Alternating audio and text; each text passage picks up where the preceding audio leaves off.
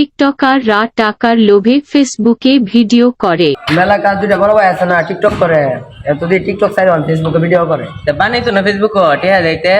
আরে ফেসবুকে টে আয়ে তো আমরাও ভিডিও বানাই লাগবো। টিকটকে তো হুদাই আন্তাজি ভিডিও বানাইলাম। হ তুই তো টিকটকার, তে তুই কি কন্টেন্ট বানাইবি? আরে কন্টেন্ট বেটা টিকটকে ভিডিও হচ্ছি না, টে আইবো বেতাই ভিডিও করাম নাঙ্গে ভাঙ্গে। আমিও টিকটক সাইড ফেসবুকে ভিডিও বানাই। যায় টিকটক সাইডে ফেসবুকে ভিডিও বানাই। টেহা আইবো।